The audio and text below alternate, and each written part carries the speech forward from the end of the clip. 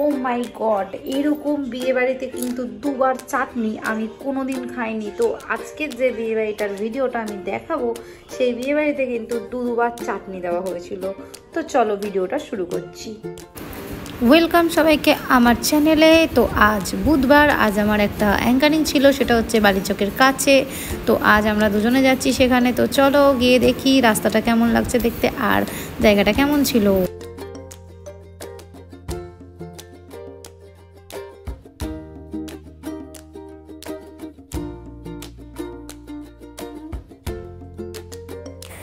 তো আমরা যাওয়ার সময় পাঁশকুড়া থেকে তাড়াতাড়িতে যাতে যাওয়া হয়ে যায়, তার জন্য আমরা আষাঢ়ি থেকে চলে গিয়েছিলাম বালিচকের দিকে। যাওয়ার টাইমে এই ঝাউবনটা অসাধারণ একটা দৃশ্য, ঠিক যেরকম আমরা দীঘায় ঢোকবার আগে দেখতে পাই, ঠিক আষাঢ়ির রাস্তায় অনেকটা জায়গা জুড়ে এরকম দেখে যেন মনে হবে আপনি কোনো পাহাড়ি এলাকায় বা কোনো জঙ্গল, মানে এই বাঁকুড়া, পুরুলিয়া এরম জায়গায় ঘুরতে চলে গেছেন।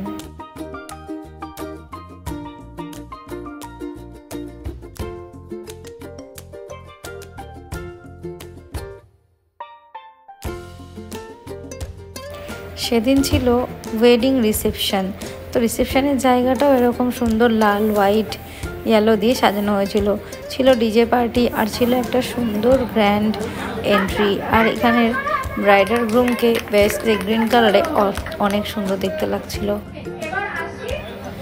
পুরো রিসেপশন পার্টিটা জুড়ে ছিল এয়ার কুলার, কারণ সেদিন গরম ছিল একদম প্রচণ্ড। সূর্য ছিল পুরো মাথার উপর, যেন ইভিনিংও সূর্য উঠে বসে রয়েছে।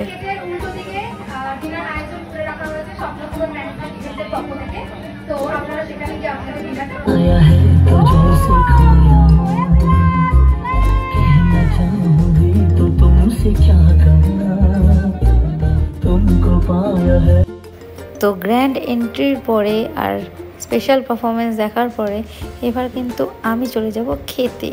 আর খাবারের ওখানে এত ভিড় যে ওখানে আর আমি ভিডিও করার কোনো সুযোগই পেলাম না। তাই কীরকম সাজানো হয়েছে সেটা আর একবার আপনাদেরকে রিপিট করে দেখিয়ে দিলাম। যদি এরকম সাজানোটা ভালো লাগে থাকে তাহলে যোগাযোগ করতে পারেন আমার সাথে ইনবক্সে।